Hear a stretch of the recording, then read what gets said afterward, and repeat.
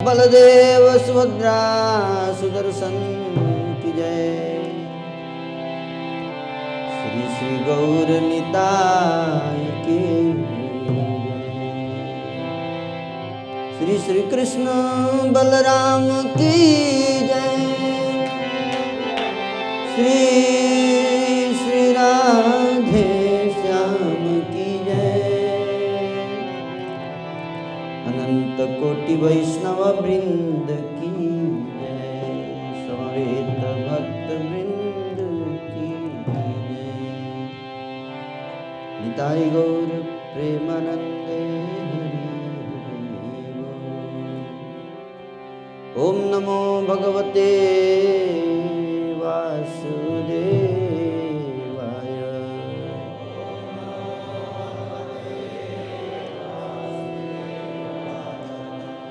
ओम नमो भगवते वासुदेवाय।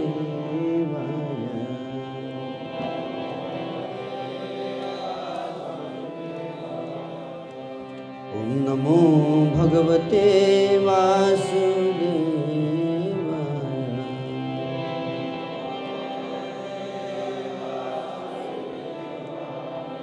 ओम अज्ञानतिमिरन्धस्य ज्ञानाञ्जनशलाकया चक्षुरुन्मीलितं येन तस्मै श्री गुरवे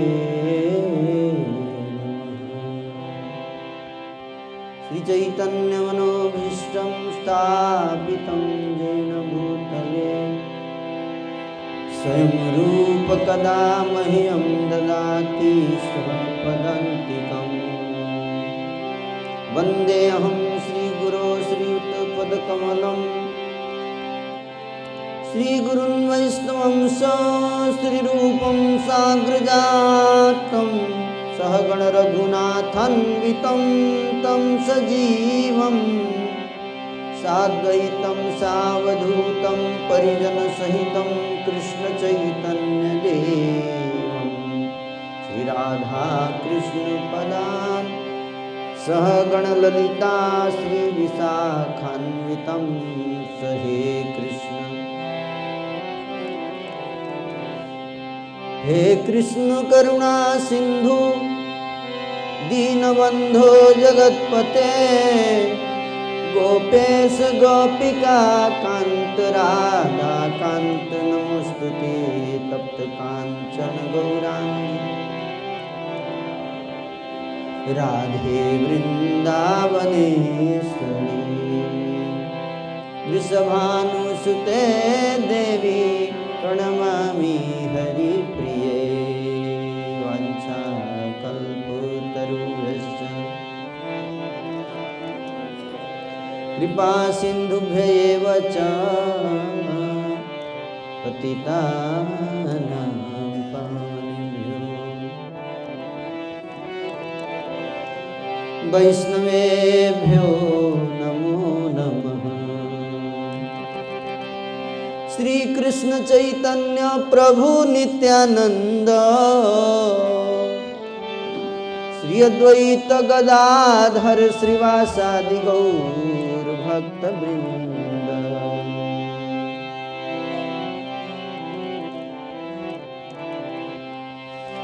हरे कृष्णा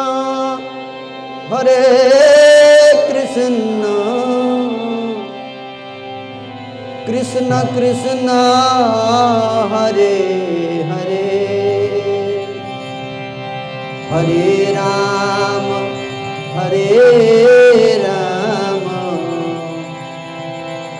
राम राम हरे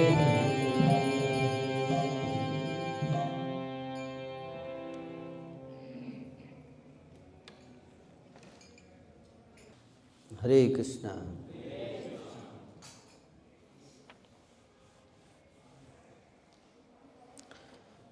श्री श्री कृष्ण बलराम शोभा यात्रा महामहोत्सव की जय। तो आज से तीसरे दिन, आज कल और परसों है, परसों के दिन गाजियाबाद शहर में भगवान श्री कृष्ण बलराम की शोभा यात्रा का आयोजन किया जा रहा है और उसके उपलक्ष्य में भगवान श्री कृष्ण की और बलराम की कथाओं का चर्चा हो रहा है यहाँ पर। तो आज और कल 2 दिन, कल हुआ था, आज होगा और कल भी होगा। चिन्वताम स्वकथा कृष्ण पुण्य श्रवण कीर्तन हृदयंतस्ते अभद्राणि विदुनोति सुहृत्सता। भगवान की कथा, कृष्ण की कथा सुनने से हमारे हृदय की मैल जो है वो दूर हो जाती है। हमारे हृदय में क्या है? मैल है, अभद्र है। अभद्र, जैसे कपड़ा जो है साफ होता है सर्फ लगाने से, है? साबुन से कपड़ा की मैल धुलती है। और मन की जो मैल है वो कैसे जाती है? भगवान की कथा सुनने से। और जब भगवान की कथा सुनते हैं, ध्यान से सुनना पड़ता है, तो हमारा चित्त शुद्ध हो जाता है। तदा रजस्तमो भावा काम लोभादयश्च ये चेत एतैर अनाविद्धम सितम सत्वे प्रसीदति। तमोगुण और रजोगुण के प्रभाव से हम सब का हृदय तदा रजस्तमो भावा काम लोभादयश्च चित्त एतैर अनाविद्धम। चित्त हमारा जो है वो रजगुण, तमोगुण, काम, क्रोध, लोभ, काम, लोभ, क्रोध आदि, ईर्ष्या, द्वेष, अहंकार, इन सब से भरा हुआ हमारा हृदय। तो जब हम भगवान की कथा सुनते हैं तो क्या होता है? इन सब दुर्गुणों से हमारा हृदय शुद्ध हो जाता है और फिर हम सत्वगुण में स्थित हो जाते हैं। सितम सत्वे प्रसीदति, सत्वगुण में स्थित होते हैं। काम, क्रोध, लोभ आदि के प्रभाव से लोग बड़े परेशान हैं आजकल, है ना? उनको पता नहीं कि इसकी दवाई क्या है, कैसे साफ किया जाए इसको, हैं? और जो दवाई है वो लेते नहीं है। तो कृष्ण कथा दवाई है। क्या है? क्या है दवाई? जिसके लिए लोगों के पास टाइम नहीं है। पूरे भारतवर्ष, पूरी पृथ्वी के सम्राट थे राजा परीक्षित। उन्होंने 7 दिन और 7 रात तक बैठकर लगातार कथा सुना। आप कितने देर तक सुनना चाहते हैं? 9 बजे तक।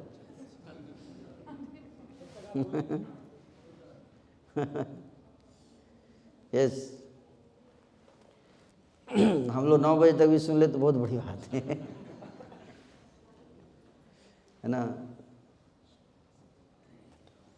तो कथा सुनने से हमारा हृदय शुद्ध हो जाएगा, चित्त निर्मल हो जाएगा। भगवान की कथा में इतनी शक्ति है, इसको सुनना चाहिए। और स्थितम सत्वे, सत्वगुण में स्थित हो जाएगा। उसके बाद क्या होगा? प्रसीदति। प्रसीदति मतलब प्रसन्नता, प्रसन्नता प्राप्त होगी। एवं प्रसन्न मनसो, इस प्रकार से मन जो है वो क्या होगा? प्रसन्न हो जाएगा। प्रसन्न मनसो, ये विज्ञान है ये। तो इसलिए उसी कथा को आज हम लोग, भगवान श्री कृष्ण बलराम की कथा, कि भगवान कैसे कृष्ण बलराम प्रकट हुए इस संसार में, अपनी कथा लीला को प्रकट करने के लिए भगवान आते हैं, ताकि हम उनकी कथाओं को सुनकर शुद्ध हो सके। और जन्म मृत्यु के चक्र से मुक्त होकर भगवान के धाम वापस जा सके, इसके लिए भगवान इस संसार में प्रकट होते हैं, लीला करते हैं, और लीला करने के बाद फिर अपनी ही बायोग्राफी लिखते हैं, ऑटोबायोग्राफी। व्यास जी के रूप में प्रकट होकर उन्होंने स्वयं लिखते हैं अपने बारे में कि मैंने क्यों किया ये सब काम, और लिख कर हमारे लिए छोड़ के चले जाते हैं, ताकि बाद में हम लोग क्या कर सकें, उसका लाभ उठा सकें।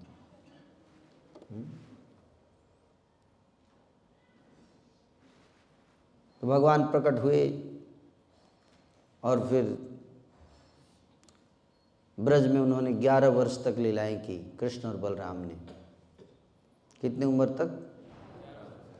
11 वर्ष की उम्र तक। जब भगवान श्री कृष्ण 11 साल के थे, 11 साल से लगभग मतलब मान के चलिए 10 साल 251 दिन, कितना? 251 दिन तक भगवान ब्रज में रहे। ब्रज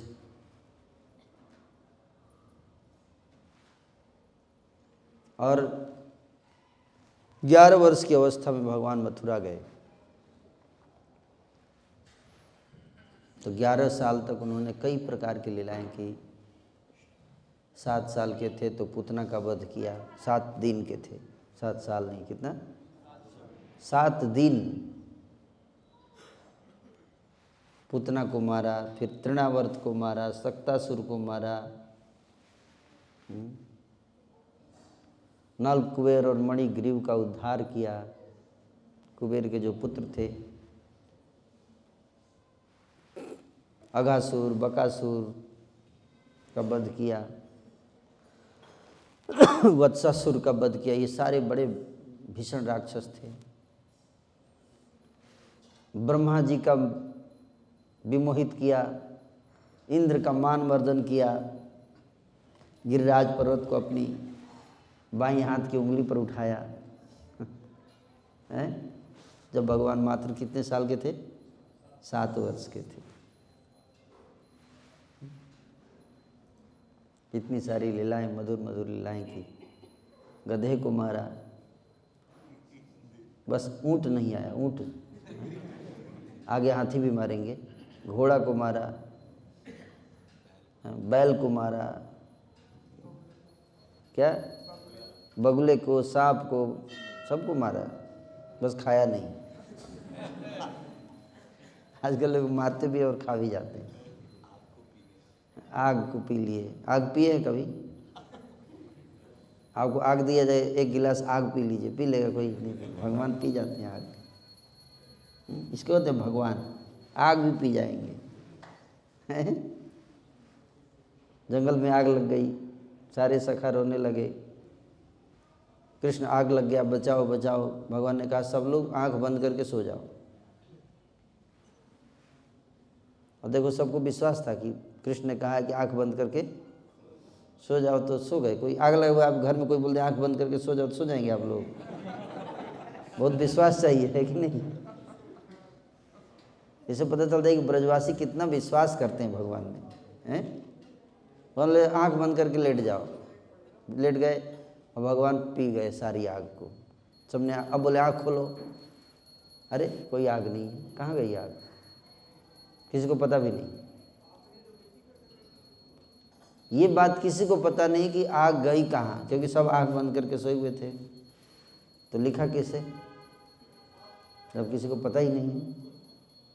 तो भगवान को तो पता है ना, उन्होंने ही लिखा है इनकी लीलाओं को। व्यास जी ने नहीं लिखा, भगवान ने ही लिखी अपनी लीला। स्वयं करते भी हैं, स्वयं लिखते हैं, हैं? तो इस प्रकार से भगवान ने कितने असुरों को मारा, मारकर ये दिखाया कि सबका बॉस मैं हूँ। क्या दिखाया? सबका बॉस मैं हूँ, मेरे वाला और कोई बॉस नहीं है। ये भगवान दिखाना, कृष्ण ने ये दिखाया। है। तो इतने असुरों को मार के दिखाया कि मैं बॉस हूँ, तुम नहीं है, तुम बॉस नहीं हो, मैं बॉस हूँ। तो देवता लोग बीच में आ गए कि तो देवताओं को भी तुम भी नहीं हो, तुम भी नहीं हो ब्रह्मा, तुम भी बॉस नहीं हो। Indra, sit down, sit down, you are also not boss, I am the boss. Krishna अहम सर्वस्य प्रभो मत्तः सर्वम प्रवर्तते, मैं बॉस हूँ और ये सारे जितने भक्त हैं ये सब मेरे बॉस हैं। हैं? ये जितने ब्रजवासी हैं ये मेरे बॉस हैं।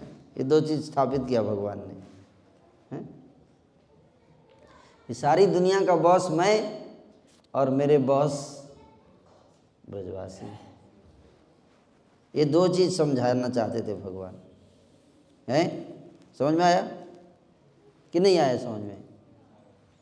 तो इस प्रकार से सारे असुरों को मारा, बहुत सारे असुर। भगवान का ये नित्य रोज का रूटीन था कि ब्रेकफास्ट से पहले 2-4 असुर मारते थे, फिर 2-4 असुर लंच से पहले, फिर 2-4 असुर डिनर से पहले।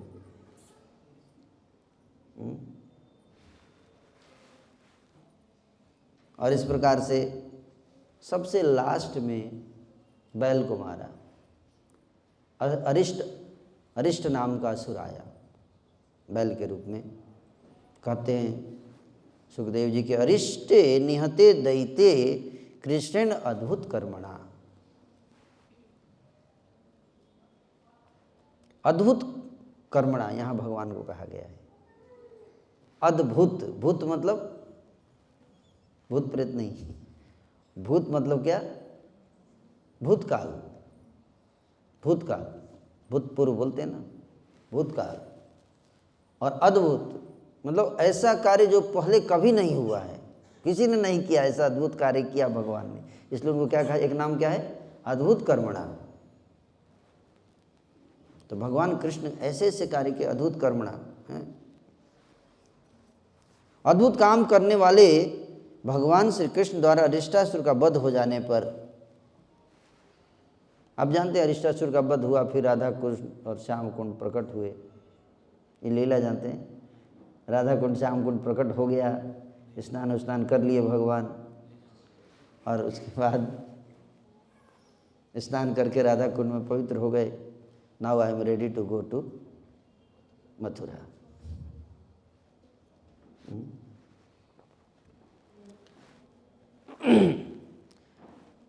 ये खबर कि अरिष्टासुर जनरली कोई राक्षस को मारते थे भगवान, तो सूचना जो है वो कंस का कोई गुप्तचर जाकर कंस को देता था कि ये भी गया। लेकिन इस बार कंस का कोई गुप्तचर जाकर नहीं बताया, बल्कि स्वयं नारद जी जाकर बताए कंस को। कहते कि श्री नारद जी राजा कंस को बताने गए। दैवी दृष्टि वाले इस शक्तिशाली मुनि ने राजा से इस प्रकार कहा। नारद जी कहते हैं राजा से कि जसोदा की संतान वस्तुतः कन्या थी। बोले कंस तुमको कुछ पता है? बोला हमको सब पता है, सर इतने गुप्तचर है हमारे। बोले क्या पता है? तुमको पता है कि जसोदा की जो संतान वस्तुतः कन्या थी और भगवान श्री कृष्ण देवकी के पुत्र हैं। ये बताए उसको, सीक्रेट पागल था, उसको पता नहीं था। नारद जी जाके बताए उसको कि जसोदा की बेटी हुई थी और वसुदेव को बेटा हुआ, और तुम मूर्ख, तुमको कुछ पता नहीं। और यही नहीं, कंस ये जो बलराम है ये रोहिणी का पुत्र है। अब वसुदेव जी ने डर कर, तो कंस पूछता है तो फिर तो जसोदा की बेटी थी तो ये कैसे उधर कैसे इधर उधर कैसे चला गया? तो कहते हैं नारद जी बोले कि वसुदेव जी ने डर कर श्री कृष्ण तथा बलराम को अपने मित्र नंद महाराज के हाथों में सौंप दिया और इन्हीं दोनों बालकों ने तुम्हारे आदमी को मारा है। तुमको तुम्हारे जितने आदमी मारे जा रहे हैं ये कोई साधारण लोग नहीं मार रहे, ये दोनों बालक कृष्ण और बलराम हैं जिनको वसुदेव ने तुम्हारे साथ छल किया है। बोला था झूठ नहीं बोलेगा, लेकिन उसने गड़बड़ कर दिया है? वसुदेव ने चुपके से बेटे को भेज दिया, कहा नंद में, गोकुल में। यह सुनकर भोजपति क्रुद्ध हो उठा और उसकी इंद्रियां उसके बस में नहीं रह गई।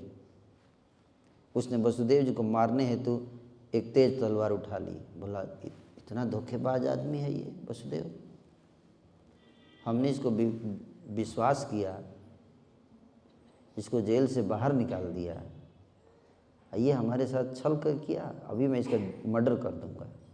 तुरंत तलवार निकाल दिया, तुरंत। आजकल तो तलवार दिखता भी नहीं है, उस समय तो तलवार फटाक फटाक निकल जाता था। किंतु नारद जी फिर देखे कि मामला गड़बड़ हो गया। उन्होंने सोचा कि वो आए थे इसको भड़काने के लिए, लेकिन इतना भी मामला गड़बड़ ना हो जाए कि वसुदेव को मारना दे सही में, है ना। देखिए ये तो जाके इतना गुस्सा हो गया कि अभी सीधे जाके पहले वसुदेव को मारेगा ही। तो नारद जी फिर कहते हैं, किंतु श्री नारद जी ने कंस को याद दिलाया। बोला रुक जाओ, मूर्खता मत करो। एक तो मूर्खता तुमने पहले किया कि तूने वसुदेव को छोड़ दिया, अब ये दूसरा मूर्खता करने जा रहे हो। तो बोला क्या मूर्खता कर रहा हूँ मैं, क्या मूर्खता कर रहा हूँ मैं? वसुदेव को मैं अभी मारूंगा। बदमाश, इसने मेरे साथ छल किया। तो नारद जी बोले एक मिनट, दिमाग से काम लेना चाहिए। तो नारद जी की बात बड़ा ध्यान से सुनता था, काउंसलर थे उसके।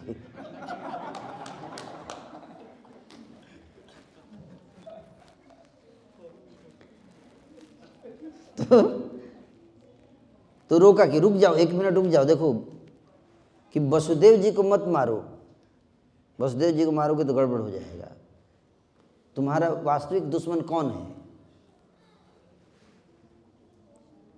तो बोला हमारा वास्तविक दुश्मन तो ये, तुमको वसुदेव जी के हाथों मरना है। किसके हाथों मरने का भविष्यवाणी है? तो बोला वसुदेव के पुत्र के हाथों। तो बोला तो तू मेन जो आदमी है उसके पीछे नहीं, तू पागल वसुदेव इधर उधर सारा एनर्जी बर्बाद कर रहा है। तू मेन आदमी को मारो जो तुम्हारा काल है। तुम अगर वसुदेव को मार दिए तो ये खबर फैल जाएगी पूरे दुनिया में कि कंस को पता चल गया है, और फिर वो जो दोनों बालक हैं वसुदेव के, वो सब कहीं छुपा दिए जाएंगे, भाग जाएंगे, और फिर तुम हाथ मलते रह जाओगे। तो कंस बोलता है बात तो सही बोल रहे हैं आप।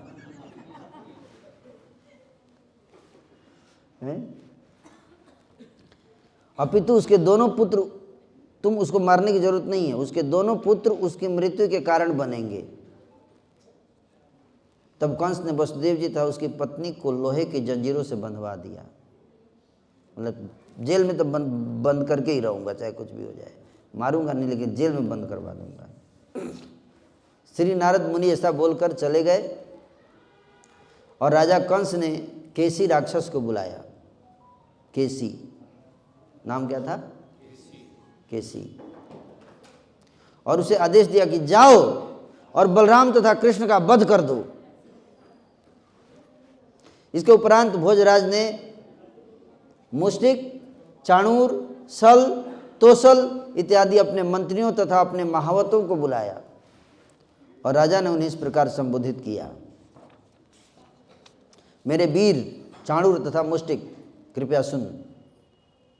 वसुदेव जी के पुत्र बलराम तथा कृष्ण नंद के ब्रज में रह रहे हैं और नारद जी ने मेरे को बता दिया है।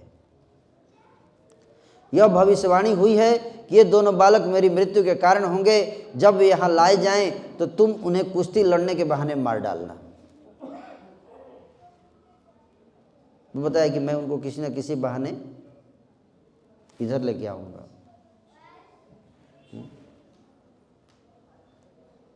तो नारद जी ने हिंट दे दिया था कि तुम अपना एनर्जी बर्बाद कर रहे हो। अपने घर में कुत्ता भी शेर बनता है। क्या? कुत्ता भी शेर बनता है क्योंकि उसकी शक्ति ज़्यादा होती है, और इसीलिए तुम उनको मार नहीं पा रहे हो। अगर तुमको उन दोनों को मारना है तो तुमको उनको खींच के यहाँ लाना पड़ेगा, अपने गढ़ में ला के मारो, चारों तरफ से घेर के एक साथ धावा बोल के मार दो उसको। तो कितना अच्छा आइडिया था है? तो उसने सारे असुरों को बुलाया, सल तोसल मुष्टिक चाणूर ये जितने थे, और सेटिंग कर दिया कि देखो आएंगे दोनों, ऐसे करना है, तुम यहाँ खड़े रहना, ऐसे करना है, ऐसे मुष्टिक होगा उसको पकड़ के ऐसे मार। सबको समझा के सेटिंग कर दिया। और उसके बाद बोला कि तुम कुश्ती का अखाड़ा तैयार करो जिसके चारों ओर देखने के अनेक मंच हो, और नगर तथा जनपदों के सभी निवासियों को इस खुली प्रतियोगिता को देखने हेतु ले आओ। कुश्ती लड़ा जाएगा, रंगमंच तैयार किया जाएगा स्टेडियम में, और दो बालक आएंगे और उनको ललकारना है और वहीं पे मार देना है सबके बीच में। हे महावत जो हाथी, कुवलया पेड़ हाथी था कंस के पास, है ना, बहुत पावरफुल हाथी था कुवलया पेड़, बहुत शक्ति था उसके अंदर। उसका महावत को बुलाया, बोला देखो तुम मेरे अच्छे आदमी हो, तुम अपने हाथी कुवलया पेड़ को अखाड़े के गेट पर खड़ा कर देना और उसके द्वारा मेरे दोनों शत्रुओं को मरवा डालना। और वैदिक आदेशों के अनुसार चतुर्दशी के दिन धनुष यज्ञ प्रारंभ किया जाए। चतुर्दशी के दिन धनुष यज्ञ प्रारंभ किया जाएगा, धनुष यज्ञ। वरदानी भगवान शिव को पशु वेद में उपयुक्त प्रकार के पशु भेंट किए जाएं। अपने मंत्रियों को इस प्रकार आदेश देने के बाद कंस ने यदुश्रेष्ठ अक्रूर जी को बुलाया।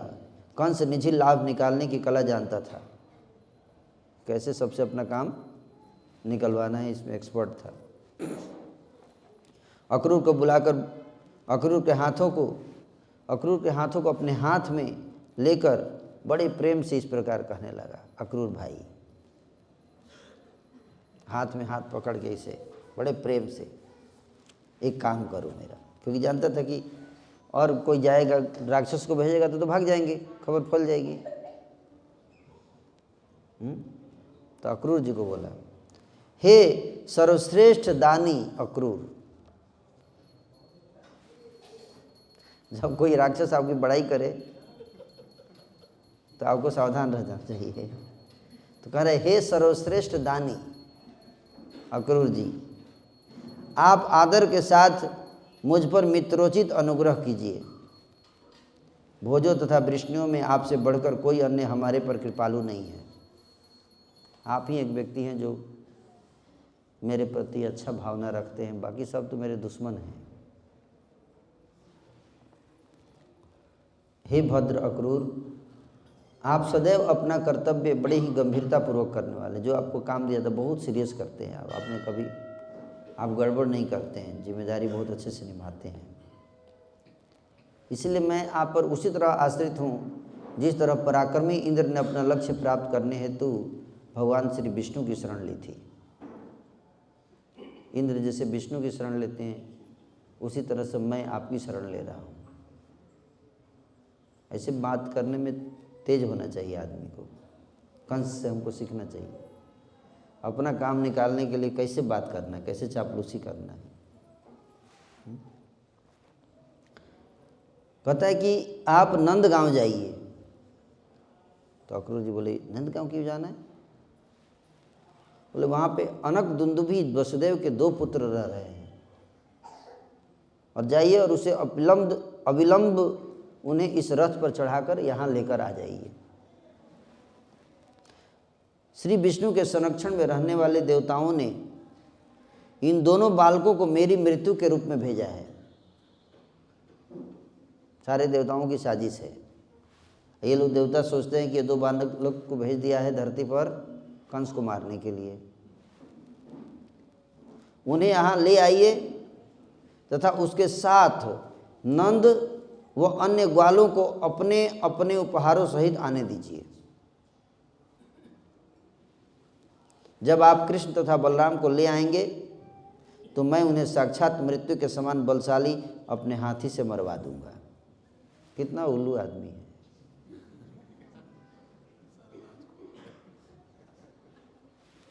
इतने बड़े बड़े राक्षस मारे गए लेकिन इसकी बुद्धि अभी भी नहीं जागी। बोल रहे हाथी से मरवा दो।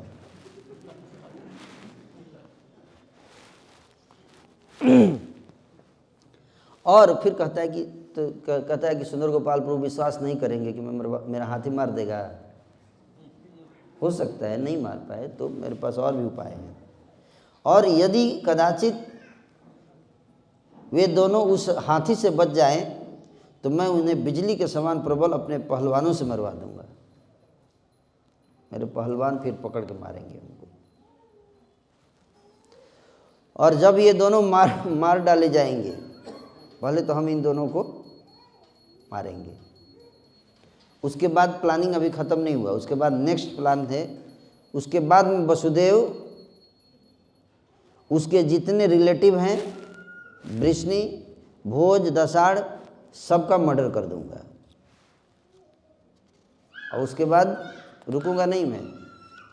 और उसके बाद अपने बूढ़े पिता उग्रसेन को भी मर्डर करूंगा। किसको? पापा को भी मर्डर कर दूंगा मैं, क्योंकि वो सब साजिश में शामिल है मेरे खिलाफ। क्यों? तो उनको क्यों मारोगे आप? अक्रूर जी बोले। अक्रूर जी से बता रहा है कि ये मेरी प्लानिंग है, आप मेरा साथ दो। तो अक्रूर जी बोले कि तो अरे पिताजी तो बूढ़े हो गए, उनसे क्या खतरा है आप? बोला अरे तुम नहीं समझोगे, वो मेरा पिता है लेकिन वो मेरे साम्राज्य के लिए हमेशा ललायत रहता है। हो गया है बूढ़ा लेकिन हमेशा नजर रहती है कि फिर से राजा बनना है मेरे को, इसलिए उसको मारना बहुत जरूरी है। मरने के साथ ही उसकी लालसा मरेगी।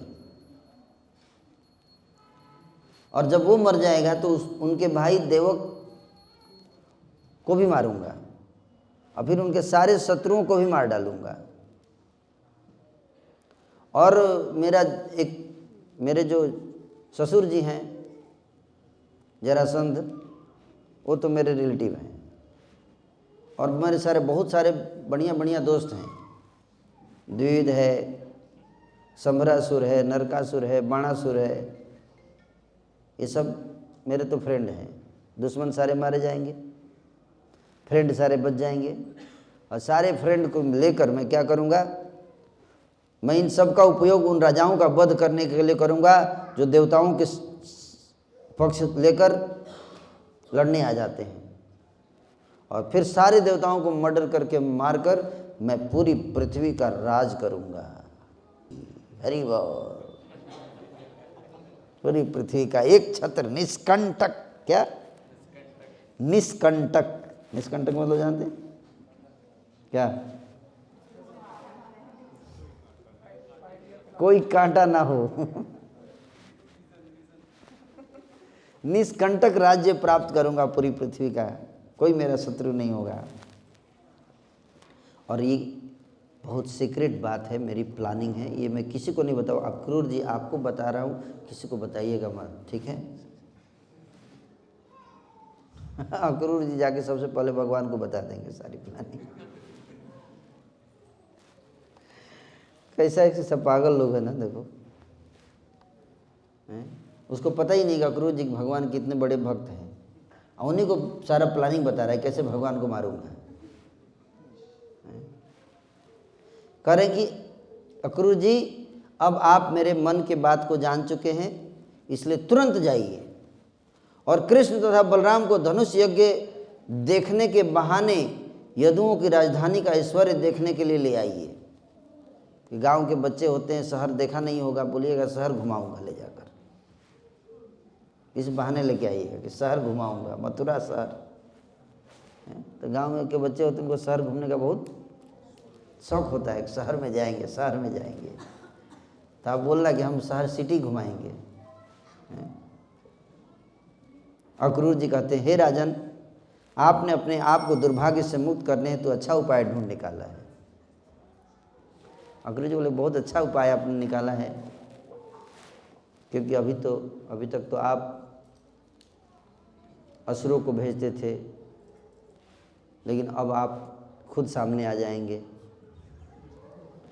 और इस प्रकार से आपकी मृत्यु हो जाएगी और उसके बाद आपका सारा दुर्भाग्य, सारे स्ट्रेस, एंजाइटी खत्म हो जाने वाला है। बहुत अच्छा उपाय आपने ढूंढ। अक्रूर जी इस लैंग्वेज से बोल रहे हैं, पर कंस को लग रहा है कि मेरे फेवर में बात कर रहे हैं। फिर भी मनुष्य की सफलता तथा विफलता में समभाव रहना चाहिए, क्योंकि निश्चित रूप से यह भाग्य है जो किसी कर्म के फलों को उत्पन्न करता है। प्लानिंग अच्छी है आपकी, फिर भी डिटैच रहिए, क्योंकि सफलता, प्लान की सफलता, योजना की सफलता और असफलता तो अपने हाथ में। हम योजना बना सकते हैं, लेकिन उस योजना सफल होगी कि असफल होगी ये हमारे हाथ में नहीं, वो तो ईश्वर के हाथ में है ना। तो अच्छी बात बोले अक्रूर जी। कहते हैं कि सामान्य व्यक्ति अपनी इच्छाओं के अनुसार कर्म करने के लिए कृत संकल्पित रहता है, भले ही उसका भाग्य उन्हें पूरा ना होने दे। हर व्यक्ति चाहता है कि मेरे को ये मिले, मेरे को वो मिल जाए, मेरे को वो मिल जाए, प्लानिंग बनाता है, संकल्प करता है, लेकिन कई बार भाग्य हो सकता है कि उसको वो ना मिलने दे। तो हो सकता है कि इसलिए सुख तथा दुख दोनों का सामना करता है। सुख भी हो सकता है, दुख भी हो सकता है, कुछ भी मिल सकता है जीवन में, है कि नहीं। कोई प्रयास नहीं करता है कि हमको दुख मिले, फिर भी दुख मिलता है। बिना मेहनत के दुख मिलता है ना। कितने लोगों को दुख के लिए मेहनत करना पड़ता है, 8 घंटे ड्यूटी करते हैं तब जाके दुख मिलता है। नहीं, दुख बिना मेहनत के मिलता है, तो सुख भी बिना मेहनत के मिल सकता है ना। इसी बात को समझना है। सुख भी बिना मेहनत के मिल सकता है, जरूरत नहीं है मेहनत करने का। केवल इंसान ही है जो मेहनत करता है, बाकी कोई मेहनत नहीं करता। आप देखो, इतने पशु पक्षी हैं, वो मेहनत करते हैं, ऑफिस जाते हैं। कौवा ऑफिस जाता है? नहीं जाता। सूअर ऑफिस जाता है, फिर भी देखो कितना मोटा रहता है खा खा के, ऐसा ना। और इंसान ही है जो परेशान रहता है। भगवान ने सबसे ज़्यादा दिमाग इंसान को दिया और सबसे ज़्यादा दुखी इंसान ही है। कभी आप ये नहीं देखेंगे कि कौवा पानी में कूद के सुसाइड कर गया, लेकिन इंसान रोज सुसाइड करता है कि नहीं। डिप्रेशन में रहता है, इतना पैसा कमाता है उसके बाद भी डिप्रेशन में रहता है इंसान, है कि नहीं। क्यों? क्योंकि दिमाग है। इसलिए दिमाग ना हो तो ही अच्छा है।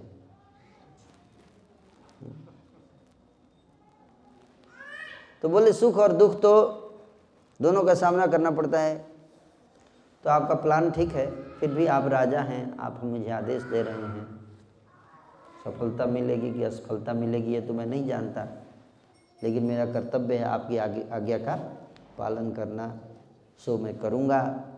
श्री सुखदेव जी कहते हैं कि अक्रूर को इस प्रकार आदेश देकर राजा कंस ने अपने मंत्रियों को विदा कर दिया और स्वयं अपने घर में चला गया तथा अक्रूर अपने घर लौट आए। अक्रूर जी अपने घर वापस आ गए। सुखदेव जी कहते हैं कि कंस द्वारा भेजा गया केसी राक्षस ब्रज में विशाल घोड़े के रूप में प्रकट हुआ। घोड़ा बन के गया, विशाल घोड़ा एकदम, इतना ऊंचा। मन जैसे तेज वेग से दौड़ते हुए वह अपने खुरों से पृथ्वी को विदीर्ण करने लगा। उसकी गर्दन के बालों से संपूर्ण आकाश के बादल तथा देवताओं के विमान तितर बितर हो गए। इतना बाल था, बाल कितना मजबूत था कि बादल को ऐसे ऐसे हिला देता था। अपने गर्दन के बाल से ऐसा घोड़ा था, इतने बड़े बाल होंगे, सोचो साइज का आप अंदाजा लगाइए कि उसके घोड़े के बाल जो होते हैं गर्दन पे, वो बाल इतने बड़े बड़े थे कि बादल को ऐसे ऐसे हिला रहा था। और रास्ते में एरोप्लेन जो जा रहा था देवताओं को, उसको भी मार के हट उधर बाल से ही से फेंक देता था एरोप्लेन।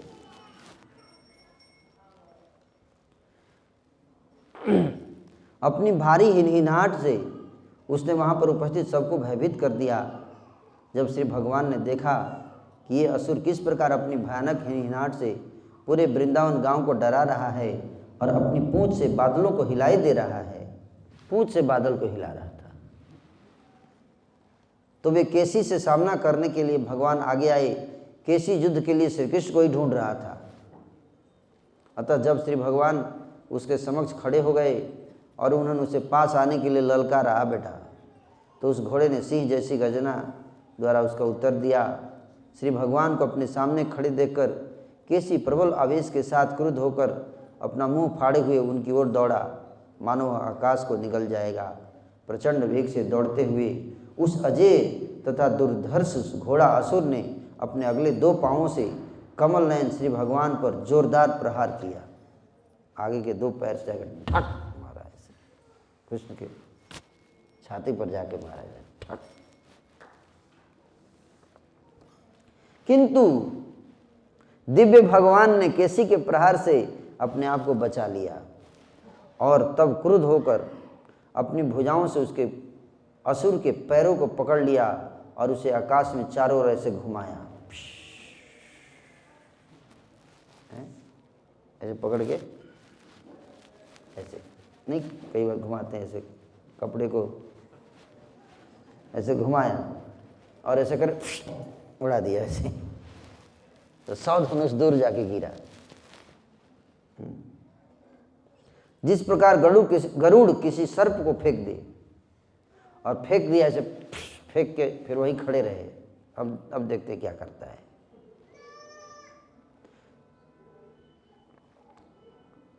बेहोश हो गया जाकर। फिर चेतना लौट आने पर केसी क्रोधपूर्वक उठा, उसने अपना मुख पूरा खोल दिया और फिर से कृष्ण पर आक्रमण करने दौड़ा, किंतु श्री कृष्ण हंस दिए। श्री कृष्ण हंस दिए,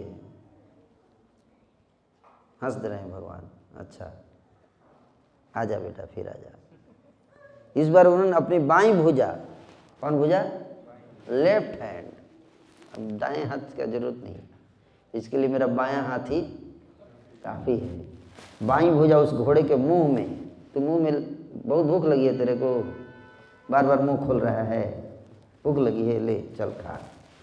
मुंह में अपने हाथ डाल दिया, ऐसे सुगमता से डाल दी, जिस तरह से कोई सांप भूमि में बने छेद में घुस जाता है।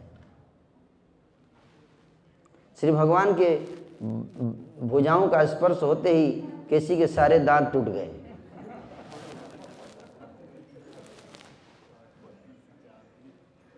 सारे दांत टूट गए उसके, क्योंकि उनका बाहु उस असुर को पिघले लोहे के समान गर्म लग रहा था। इतना गर्म था वो हाथ, जैसे कोई लोहा गर्म करके लाके उसको मुंह में डाल दिया हो, ऐसा उसको लग रहा था। इतना गर्म हो गया था भगवान का हाथ। तत्पश्चात केसी के शरीर में श्री भगवान का बाहु अत्यधिक फैल गया, अंदर घुस के फैलने लगा हाथ, और उसका गला फाड़ दिया ऐसे, अत्यधिक फैल गया। जिस तरह उपेक्षा करने से जलोदर रोग बढ़ जाता है, ज्यों ही श्री कृष्ण की फैलती भुजा ने केसी के श्वास को पूर्ण रूप में अवरुद्ध कर दिया, जाके गला को एकदम चुप कर दिया। इतना फैल गया हाथ अंदर जाके, अंदर सांस जा ही नहीं रहा, मर गया। वह अपने पैर पटकने लगा, उसका शरीर पसीने से लथपथ हो गया, उसकी आंखें उलट गई। तब उस असुर ने मल त्याग दिया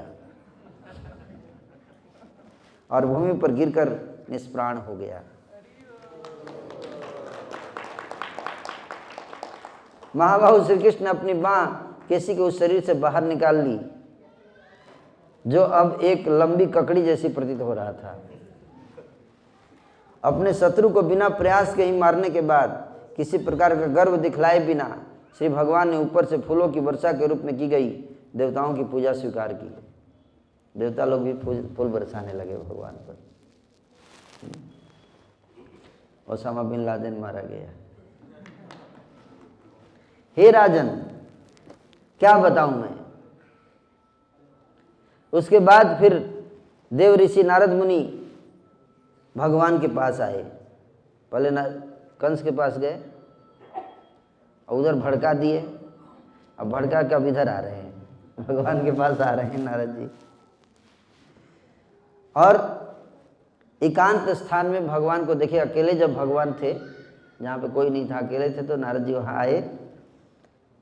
नारद जी ने बिना किसी भूमिका के, कोई भी भूमिका नहीं, इंट्रोडक्शन नहीं दिया, भूमिका नहीं दी, लीला करने वाले श्री भगवान से इस प्रकार कहा, हे कृष्ण, हे कृष्ण, हे अनंत प्रभु, हे समस्त जोग शक्तियों के स्रोत, हे ब्रह्मांड के स्वामी, हे समस्त जीवों के आश्रय, हे प्रभु, आप समस्त जीवों के परमात्मा हैं और हृदय की गुफा में उसी प्रकार अदृश्य होकर बैठे हुए हैं जिस प्रकार सुलगती हुई लकड़ी के अंदर अग्नि सुप्त रहती है। आप सबके अंदर साक्षी स्वरूप परम पुरुष सर्वनियंता देव हैं। हे सर्वशक्तिमान विभु, 2 ही दिनों में, क्या बोल रहे हैं, कितने दिन में, 2 ही दिनों में मैं आपके हाथों चाड़ूर, मुष्टिक तथा अन्य पहलवानों के साथ साथ कुवलयापीड़ तथा राजा कंस की भी मृत्यु होते देखूंगा। उधर उसको जाके बोल दिए कि पकड़ के इधर लेके आओ और यहीं पे मारो। इधर आगे क्या बोल रहे हैं कि 2 दिन के अंदर मैं देख रहा हूं कि आप मारेंगे इन सबको। I am very excited to see the match. बहुत बहुत अद्भुत अद्भुत लीलाएं देखने का टाइम आ गया है। नेक्स्ट 2 दिन में एपिसोड शुरू होने वाला है। इसके बाद मैं ये भी देख पा रहा हूं कि काल यवन, मूर, नरक, शंखासुर आपके द्वारा मारा जाएगा। समझ में आ रहा है? मैं आपको पारिजात पुष्प चुराते हुए और इंद्र को पराजित करते हुए भी देखूंगा। तत्पश्चात अपने पराक्रम से मुलुक चुकाते हुए वीर राजाओं की अनेक कन्याओं के साथ आपको विवाह करते देखूंगा।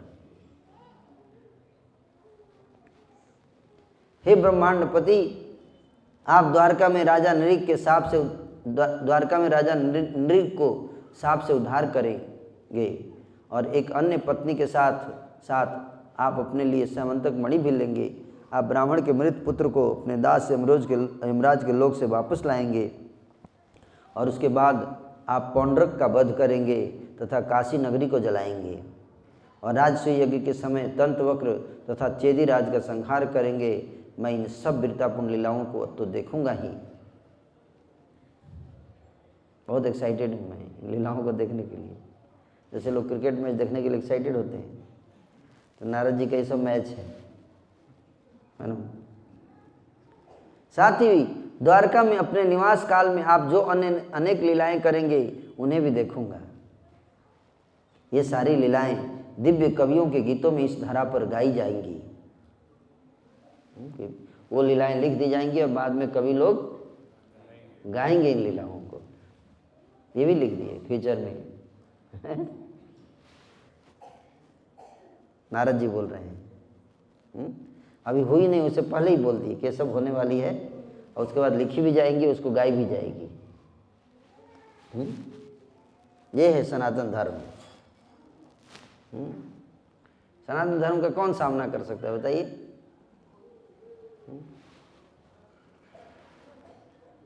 बाकी सब गिरगिट की तरह रंग बदलने वाले धर्म है कि नहीं? तत्पश्चात हे प्रभु, मैं आपको साक्षात काल के रूप में प्रकट होते हुए देखूंगा। किस रूप में? काल के रूप में आप प्रकट हो जाएंगे और अर्जुन के सारथी के रूप में सेवा करते हुए धरती का भार उतारने के लिए सैनिकों की समस्त सेनाओं का विनाश करते हुए देखूंगा।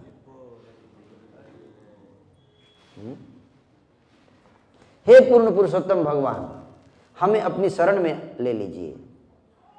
नारद जी कहते हैं क्या? हमें अपनी शरण में आने दीजिए। इसलिए कृष्ण की शरण लीजिए। सब लोग लेंगे कि नहीं लेंगे?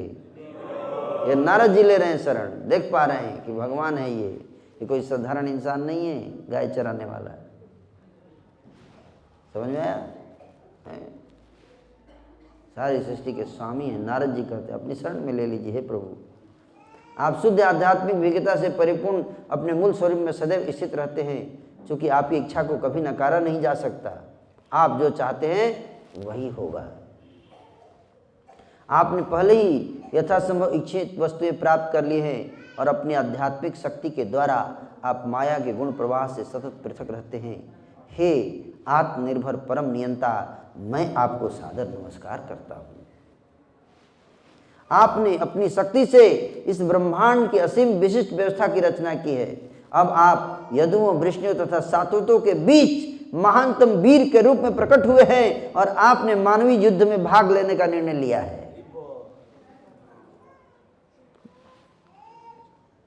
कि आप मानवीय युद्ध में भाग लेने आए हैं। आप मानव है नहीं, आप मानव नहीं हैं। आप कौन हैं? परम नियंता हैं, परम भगवान हैं। लेकिन इस बार आपने निर्णय लिया है कि धरती पे जाके लड़ाई में भाग लूंगा और लड़ाई ले करके सबको सफाई करूंगा। स्वच्छ भारत अभियान है।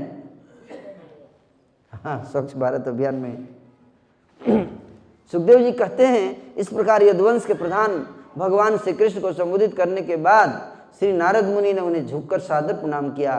तत्पश्चात मुनियों में महान तथा भक्तों में विख्यात उन श्री नारद मुनि ने श्री भगवान से विदा लिया और उनके साक्षात दर्शन करने से उत्पन्न परम हर्ष का अनुभव करते हुए विदा हुए। युद्ध में असुर केसी को मार डालने के उपरांत पूर्ण पुरुषोत्तम भगवान श्री कृष्ण अपने प्रमुदित ग्वाल मित्रों के साथ नाचते हुए गाते हुए गायों तथा अन्य पशुओं को चराते रहे। देखिए, एक तरफ पिटाई भी कर रहे, एक तरफ गाय चरा रहे हैं। दोस्तों के साथ, छोटे छोटे ग्वाल बालों के साथ खेल रहे हैं। दूसरे नारद आदि ऋषि मुनियों के साथ प्रणाम भी कर रहे हैं आकर, राक्षसों को मार रहे हैं। एक भगवान एक साथ मल्टीटास्किंग है, एकदम मल्टीटास्किंग पर्सनालिटी है। ग्वाल बाल सोच भी नहीं पा रहे कि ये इतना बड़ा आदमी है। वो सोच रहे तुम हमारा सखा है, गाय चरा रहा है। यही भगवान है, इसको समझना है। एक दिन पर्वत की ढलान पर अपने पशु चराते हुए ग्वाल बालों ने आपस में प्रतिद्वंदी चोरी तथा मवेशी पालकों का अभिनय करते हुए लुका छिपी का खेल खेला। लुका छिपी का खेल खेले आप लोग? खेले? तो भगवान कृष्ण जो हैं अपने ग्वाल बाल सखाओं के साथ निर्णय लिए कि आज हम लोग क्या खेलेंगे? लुका छिपी का खेल खेलेंगे। हे राजन, उस खेल में कुछ ग्वाले चोर बने और कुछ गडेरिए और अन्य भेड़ बन गए। कुछ गडेरिए थे, कुछ उन गडेरियों के भेड़ और कुछ चोर बन गए जो भेड़ को चुराएंगे गडेरियों से। एक खेल था। वे किसी संकट के भय के बिना सुख चैन से अपना खेल खेल रहे थे। उसी समय कंस के द्वारा भेजा गया व्योम नामक एक शक्तिशाली जादूगर, जो असुर मय दानव का पुत्र था, एक ग्वाल बाल के वेश में वहां प्रकट हुआ। वह चोर के रूप में खेल में सम्मिलित होने का बहाना करते हुए भेड़ बनने वाले अधिकांश ग्वाल बालों को चुराने के लिए आगे बढ़ा। उस महाअसुर ने धीरे धीरे सारे ग्वाल बालों का अपहरण कर लिया और उन्हें एक पर्वत की गुफा में ले जाकर फेंक दिया और उसके द्वार को एक बड़े पत्थर से बंद कर दिया। बेमासर की गुफा, अभी ब्रज में वो गुफा आज भी है। आप जाएंगे काम्य वन में तो वो गुफा बड़ी गुफा है ना। अंत में केवल 4-5 बालक बचे रहे जो खेल में भेड़ बने थे। समस्त संत भक्तों को शरण देने वाले भगवान श्री कृष्ण अच्छी तरह जान गए कि बेमासुर क्या कर रहा है। भगवान तो देख लिए ये गड़बड़ कर रहा है, ग्वाल बाल के रूप में धारण किया है, लेकिन ये तो बदमाश है। जिस तरह कोई सिंह भेड़ियों को दबोच लेता है, उसी तरह श्री कृष्ण ने उस असुर को बलपूर्वक धर दबोचा। जब वह अन्य ग्वाल बालों को लिए जा रहा था, वह असुर अपने मूल रूप में परिणत होकर विशाल पर्वत के समान बड़ा तथा बली बन गया। बहुत विशाल हो गया जब पकड़ा गया तो। किंतु वह कठोर प्रयास के बावजूद भी अपने आप को छुड़ा न पाया। अब छोड़ेंगे तुमको, अभी पकड़ लिया है। क्योंकि श्री भगवान की मजबूत पकड़ में होने से वह अपनी शक्ति खो चुका था। भगवान अच्युत ने बेमासुर को अपनी बाहों के बीच में जकड़कर पृथ्वी पर पटक दिया। तब स्वर्ग से देवताओं को देखते देखते भगवान श्री कृष्ण ने उसे उसी तरह मार डाला जिस तरह कोई बलि पशु का वध करता है। तत्पश्चात भगवान श्री कृष्ण ने गुफा के दरवाजे को अवरुद्ध करने वाले शिलाखंड को चूर चूर कर दिया और बंदी बनाए गए ग्वाल बालों को वे सुरक्षित स्थान पर ले आए। इसके बाद देवताओं तथा ग्वाल बालों द्वारा उनका यशगान होने लगा और वे अपने ग्वाल ग्राम वृंदावन लौट आए। तो बेमासुर का वध हुआ। ये लास्ट असुर था ब्रज का लीला में, सबसे अंत में बेमासुर का वध हुआ। और उसके बाद फिर भगवान कहाँ जाएंगे? मथुरा की ओर जाएंगे, हैं?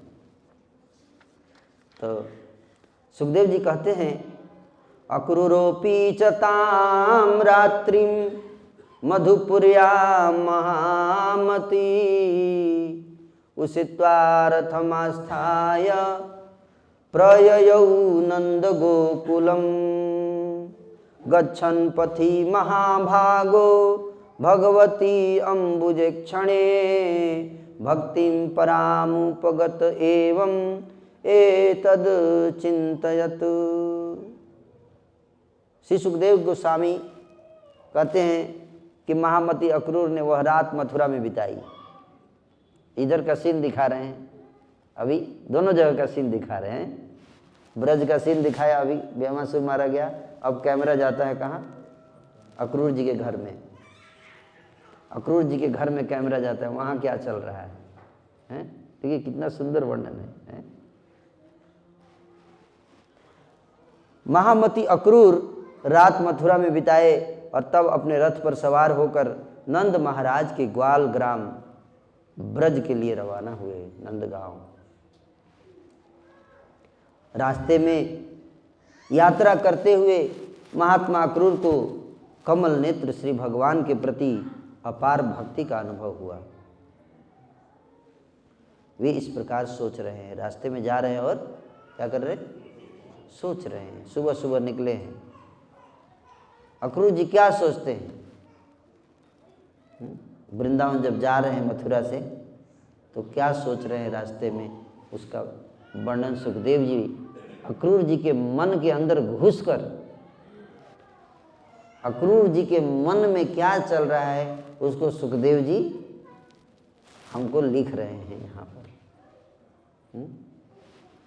अक्रूर जी कहते हैं, मैंने ऐसा कौन सा शुभ कर्म किया है, ऐसी कौन सी कठिन तपस्या की है, ऐसी कौन सी पूजा की है, या ऐसा कौन सा दान दिया है जिससे आज मैं भगवान केशव का दर्शन करूंगा।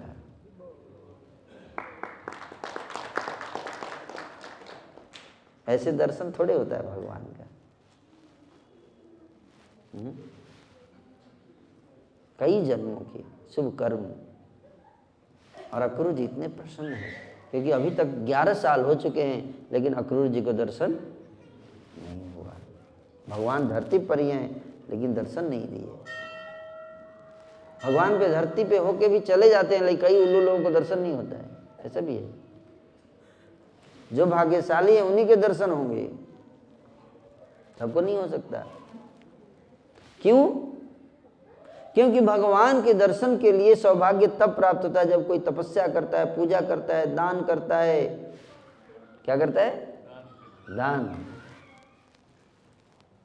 बहुत दान करना पड़ता है। यहाँ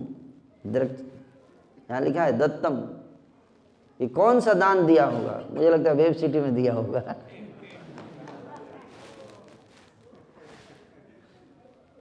अक्रूर जी ने मुझे लगता है किसी वेब सिटी प्रोजेक्ट में जहाँ मंदिर बन रहा होगा कुछ दान दिया होगा, जिसके कारण कि भगवान केशव के दर्शन उनको मिल रहे हैं। आप लोग भी करना चाहते हैं दर्शन,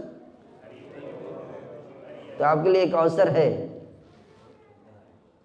बहुत अवसर है दान देने का है। हमारा इस्कॉन वेब सिटी प्रोजेक्ट बन रहा है, उसमें दान दीजिए, आपको भी सौभाग्य प्राप्त होगा।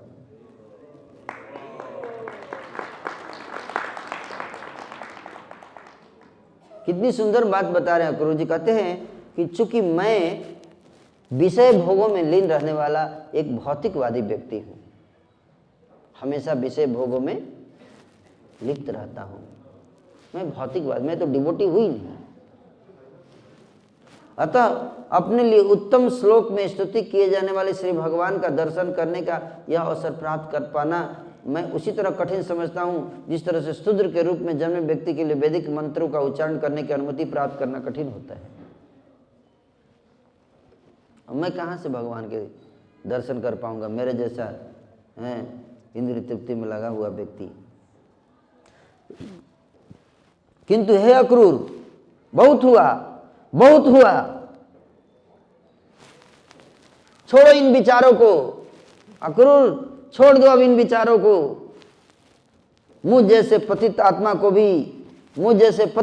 को भी आज भगवान अच्युत के दर्शन का और करने का अवसर प्राप्त हो सकता है,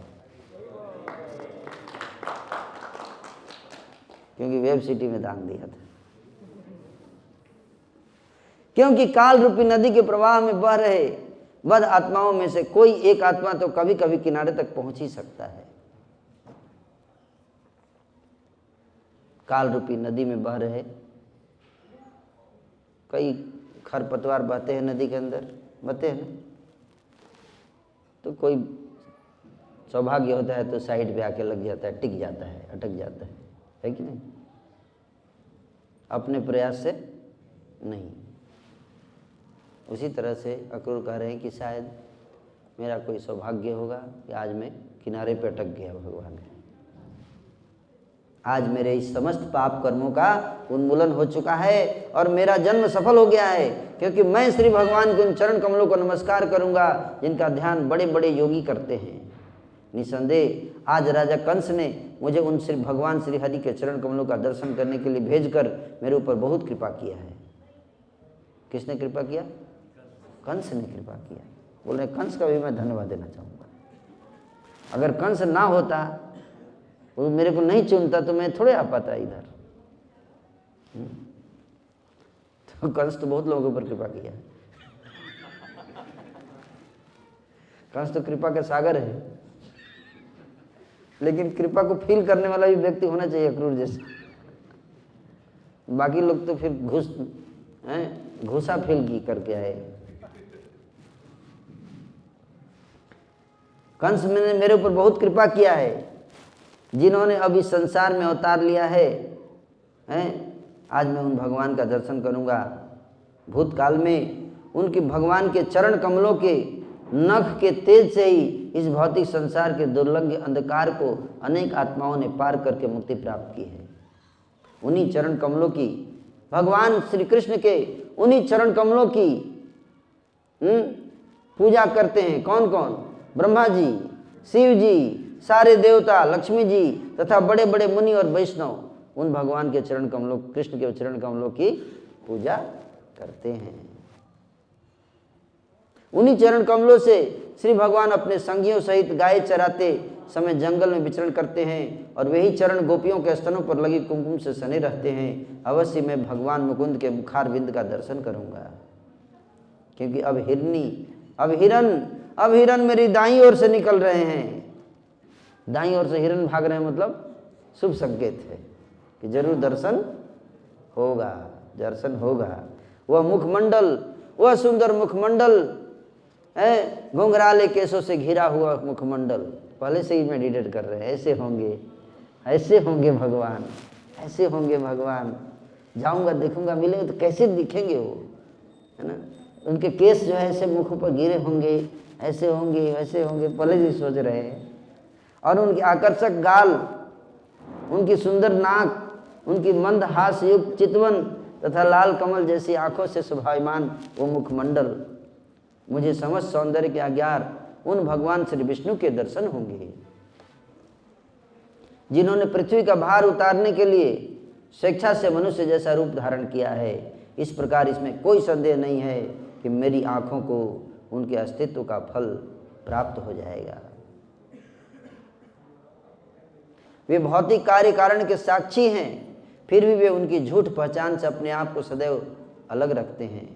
वे अपनी अंतरंगा शक्ति के द्वारा पृथकत्व तथा भ्रम के अंधकार को दूर करते हैं। जब वे अपनी भौतिक सृजनशीलता पर दृष्टि डालते हैं तो इस जगत के जीव प्रकट होते हैं और ये जीव उन्हें अपनी प्राणवायु, इंद्रिय तथा बुद्धि कार्यों में अप्रत्यक्ष रूप से अनुभव करते हैं।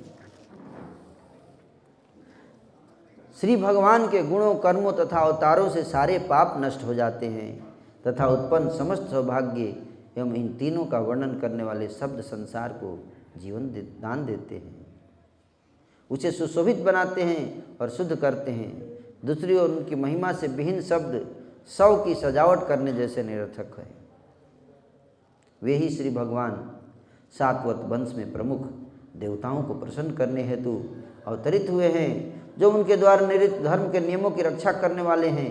वे वृंदावन में रहते हुए अपने यश का विस्तार करते हैं, जिसकी महिमा देवतागण गाकर करते हैं और जो सबको मंगल प्रदान करने वाला है। आज मैं उन्हें अवश्य देखूंगा, जो कि महात्माओं के गंतव्य तथा आध्यात्मिक गुरु हैं। सभी नेत्रवानों को उनके दर्शन से हर्ष होता है, क्योंकि वे ब्रह्मांड के वास्तविक सौंदर्य हैं। निस्संदेह उनका साकार रूप लक्ष्मी जी द्वारा अभिषिक्त आश्रय है। अब मेरे जीवन के समस्त प्रभात शुभ बन चुके हैं। तब मैं तुरंत अपने रथ से नीचे उतर जाऊंगा और भगवान श्री कृष्ण तथा भगवान बलराम दोनों के चरण कमलों को नमस्कार करूंगा। उनके चरण वही हैं जिन्हें आत्म साक्षात्कार के लिए प्रयत्नशील बड़े बड़े योगी अपने मन के अंदर धारण करते हैं। मैं दोनों के बाल मित्रों तथा वृंदावन के अन्य समस्त निवासियों को भी अपना नमस्कार निवेदन करूंगा। तो जब ब्रज में आप जाएं तो इस तरह से हमारी भावना होनी चाहिए। ब्रज में कैसे जाना है, जाने से पहले क्या मेडिटेशन होना चाहिए। और जब मैं उनके चरण कमलों पर गिरूंगा, जब मैं भगवान के चरण कमलों पर गिर पड़ूंगा, तो सर्वशक्तिमान प्रभु मेरे सिर पर अपना हाथ रखेंगे। पहले से मेडिटेट कर रहे हैं, कैसे रखेंगे, मेरे सिर पर अपना हाथ रखेंगे। ये लालसा है। क्या है? लालसा। जो लोग काल रूपी शक्तिशाली सर्प से अत्यंत विचलित होकर उनकी शरण में जाते हैं, यह हाथ उनके सारे भय को दूर कर देता है। उस कमल सदृश हाथ में दान देकर पुरंदर तथा बलि ने स्वर्ग के राजा इंद्र के पद को प्राप्त किया।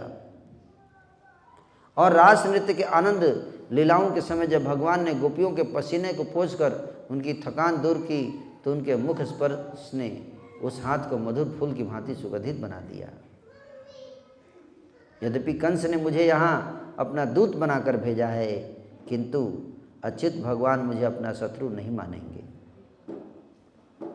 आखिर प्रभु सर्वज्ञ हैं, इस भौतिक शरीर रूपी क्षेत्र के वास्तविक ज्ञाता हैं, और वे अपनी पूर्ण दृष्टि से बद्ध जीवों के हृदय के सारे प्रयासों को अंदर और बाहर से देखते हैं। तो अक्रूर जी कह रहे कि हालांकि कंस ने मुझे अपनी साजिश का पार्ट बनाकर भेजा है, लेकिन भगवान सब जानते हैं कि मैं जा तो रहा हूँ उनको लाने के लिए, लेकिन भगवान जानते हैं कि मेरे हृदय में ऐसी कोई भावना नहीं है, इसलिए भगवान मुझे मेरे ऊपर शक नहीं करेंगे।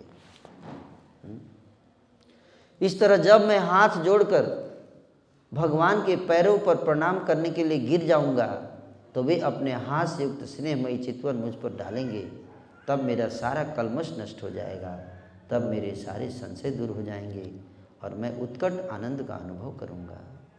मुझे अपने घनिष्ठ मित्र तथा संबंधी के रूप में पहचान कर भगवान श्री कृष्ण अपनी विशाल भुजाओं से मुझे अपने गले लगा लेंगे।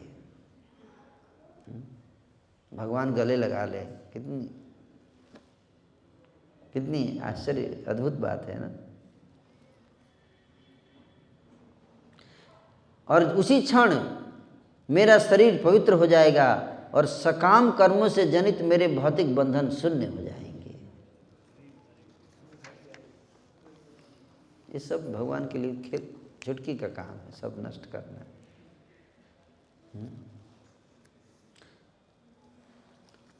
सर्व सुविख्यात भगवान श्री कृष्ण द्वारा गले लगाए जाने के पश्चात मैं उनके समक्ष विनम्र भाव से सिर झुकाकर तथा हाथ जोड़कर खड़ा रहूँगा और वे मुझे कहेंगे, मेरे प्रिय क्रूर।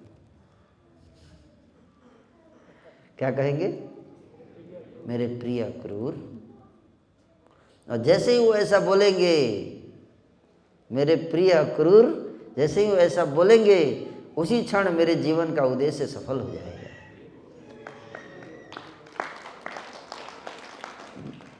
मेरे प्रिय अधिकर्ता। भगवान ऐसे बोल सकते हैं, कभी कभी बोलेंगे। वास्तव में जिस व्यक्ति को श्री भगवान मान्यता नहीं देते उसका जीवन बेकार है। श्री भगवान का न तो कोई अप्रिय है न मित्र है, ना ही वे किसी को अवांछनीय, घृणित या अपेक्षणीय मानते हैं। साथ ही साथ वे अपने भक्तों से जिस भाव से वे उनकी पूजा करते हैं उसी तरह प्रेम का आदान प्रदान करते हैं, जिस तरह कल्प वृक्ष अपने पास आने वालों की इच्छाएं पूरी करता है। और जब मैं अक्रूर अपना सिर झुकाए खड़ा हो जाऊंगा उनके सामने, तो श्री कृष्ण के बड़े भाई बलराम मेरे जोड़े हुए हाथों को थाम लेंगे, पकड़ लेंगे हाथ मेरा, दोनों हाथ, और फिर मेरा आलिंगन करके वे मुझे अपने घर ले जाएंगे, जहां वे सभी प्रकार की सत्कार सामग्री से मेरा सत्कार करेंगे, वेलकम होगा मेरा। और वे मुझसे पूछेंगे कि कंस उनके परिवार वालों के साथ कैसा व्यवहार कर रहा है। ऐसे सोच रहे रास्ते में जाते हुए, और वास्तव में जब वहां जाएंगे तो भगवान ऐसे ही करेंगे। ये देखिए, भक्त जो जो सोचता है भगवान वो क्या करते हैं? पूरा करते हैं। गलत चीज नहीं है। तो कोई कई लोग पूछते तो प्रभु, अगर हम सोचे कि उसका मर्डर कर दिया जाए तो भगवान पूरा कर देंगे।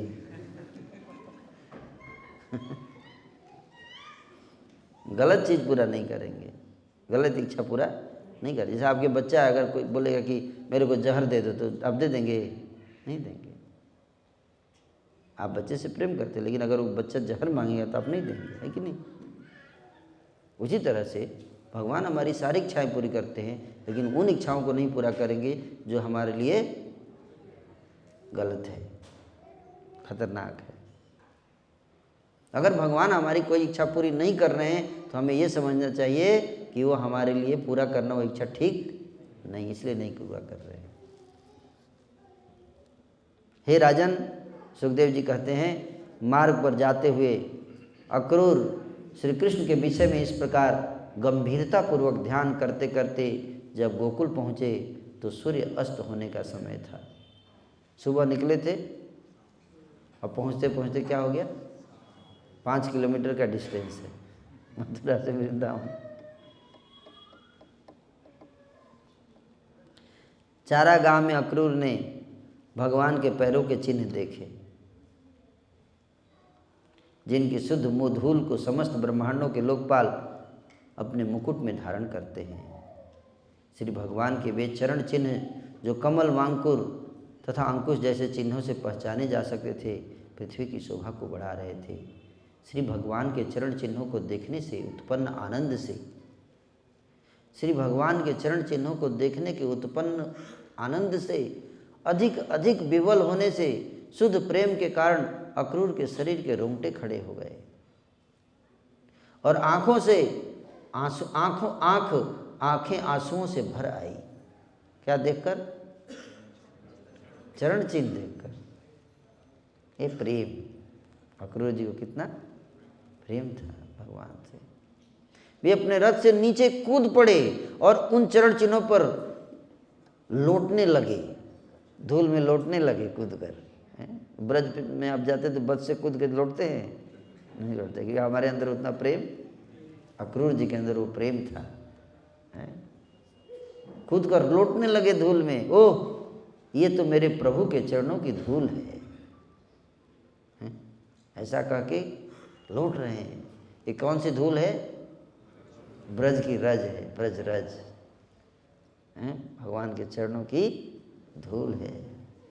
समस्त जीवधारियों का जीवन लक्ष्य यही आनंद है, यही जीवन का लक्ष्य है, ये आनंद प्राप्त करना, ब्रज की रज में जाकर लौटना।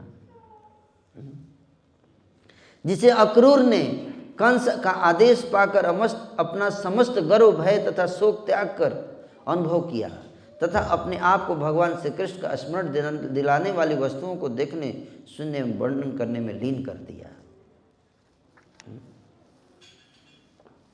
तत्पश्चात अक्रूर ने ब्रजग्राम में भगवान श्री कृष्ण तथा बलराम को गाय दूहने जाते हुए देखा। लौट रहे थे, जब उठे तो देखे सामने क्या देख रहे हैं?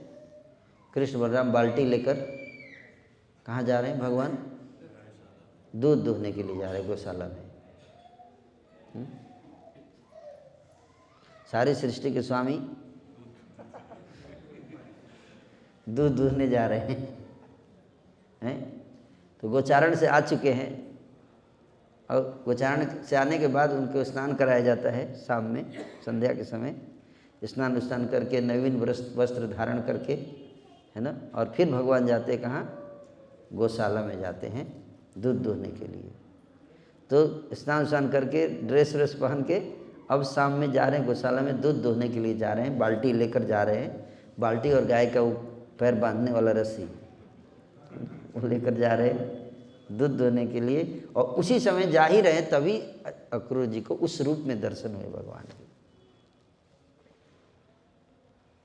श्री कृष्ण पीले वस्त्र पहने हुए थे, बलराम जी नीले वस्त्र पहने थे। उनकी आंखें शरदकालीन कमलों के समान थी।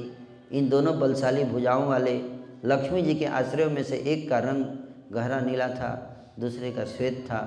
ये दोनों ही अपने मनोहारी मुखार बिंदों के साथ समस्त व्यक्तियों में सर्वाधिक सुंदर थे। जब वे युवक हाथियों की चाल जैसी अपनी दयामय मुस्कानों से निहारते चलते, तो ये दोनों महापुरुष अपने पद चिन्हों से चारागाहों को सुशोभित बनाते जा रहे थे। ये पद चिन्ह पताका, वज्र, अंकुश तथा कमल चिन्हों से युक्त थे। ये अत्यंत उदार तथा आकर्षक लीलाओं वाले दोनों प्रभु मणिजड़ित हार तथा फूल मालाएं पहने हुए थे। इनके अंग शुभ सुगंधित द्रव्यों से लेपित थे। ये अभी अभी स्नान करके आए थे और निर्मल वस्त्र पहने हुए थे। इन आदि महापुरुषों तथा ब्रह्मांडों के आदि कारणों ने पृथ्वी के कल्याण हेतु अब भगवान केशव तथा बलराम के रूप में अवतार लिया था। हे राजा परीक्षित, वे दोनों दो स्वर्ण आभूषित पर्वतों के समान लग रहे थे, जिनमें से एक पर्वत मरकत मणि का था और दूसरा चांदी का था। क्योंकि वे अपने तेज से समस्त दिशाओं में आकाश के अंधकार को दूर कर रहे थे। स्नेह से अभिभूत होकर अक्रूर तुरंत अपने रथ से नीचे कूद पड़े और बलराम तथा श्री कृष्ण के चरणों पर डंडे के समान गिर पड़े। श्री भगवान के दर्शन की प्रसन्नता से अक्रूर की आंखों में आंसू आ गए और अंगों में आनंद का उभाड़ हो आया। उन्हें ऐसी उत्कंठा हुई कि हे राजन, वे अपने आप को वाणी द्वारा व्यक्त नहीं कर सके। जो भाव हृदय में प्रकट हुए उसको वाणी से व्यक्त नहीं कर पा रहे, कुछ आवाज़ ही नहीं निकल रही, क्या बोले। जो भाव है उसको व्यक्त करने के लिए सुटेबल वाणी होनी चाहिए, वाणी फेल हो गई। अक्रूर को पहचान गए भगवान, पहचान गए भगवान श्री कृष्ण ने उन्हें रथ के चक्र संकित अपने हाथ से अपने निकट खींचा और तब उनको खींचकर आलिंगन किया। भगवान श्री कृष्ण को प्रसन्नता हुई क्योंकि वे अपने शरणागत भक्तों के प्रति सदैव स्नेहिल रहते हैं।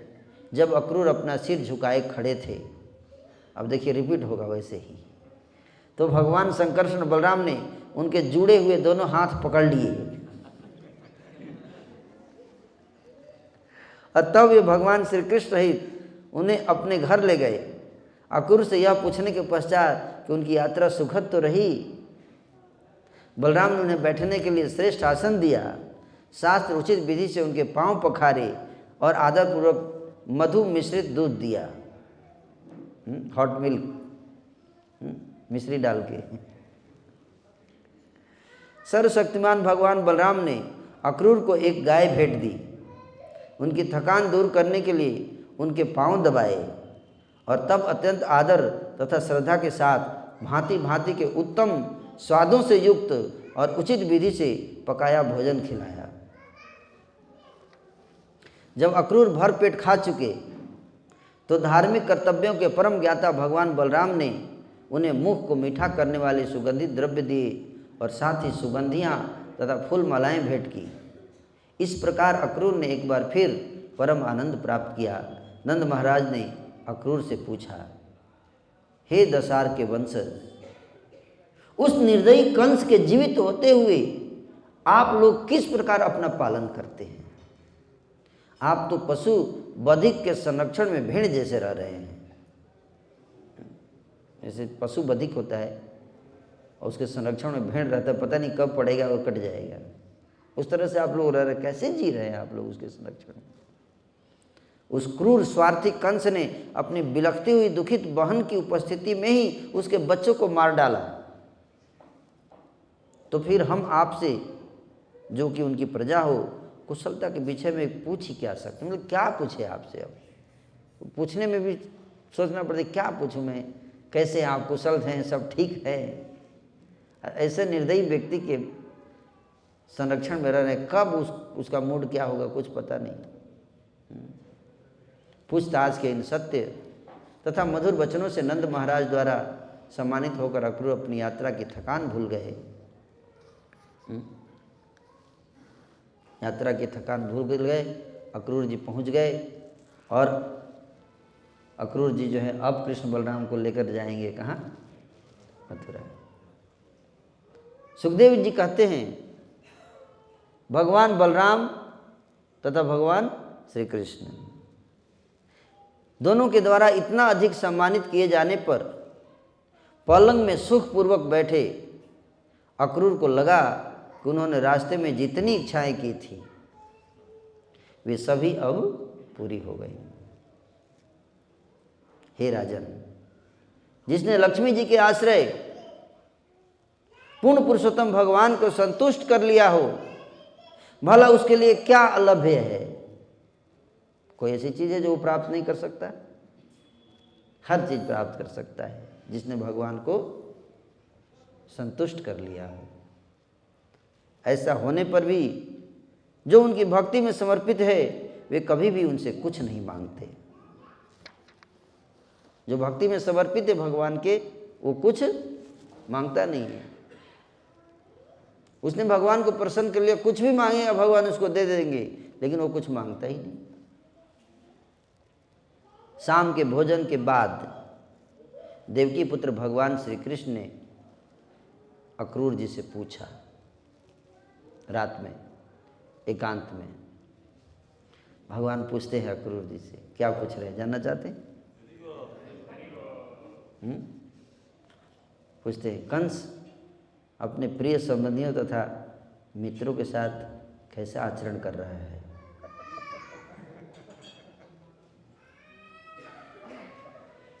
और क्या योजना बना रहा है? क्या प्लानिंग चल रही है उसकी, है ना?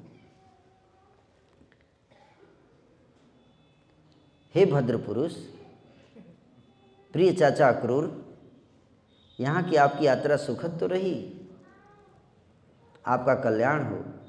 हमारे शुभ चिंतक मित्र तथा हमारे निकट और दूर के संबंधी सुखी और स्वस्थ हैं, किंतु हे अक्रूर, जब तक मामा कहलाने वाला तथा हमारे परिवार के लिए रोग स्वरूप राजा कंस समृद्ध हो रहा है, तब तक मैं अपने परिवार वालों तथा उसकी अन्य प्रजा के विषय में पूछने की झंझट में ही पड़ूँ कि क्यों पड़ूँ।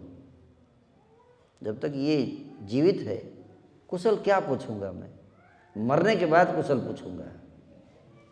ये जब तक ये जीवित रहेगा कुशल पूछना मतलब टाइम वेस्ट करना है।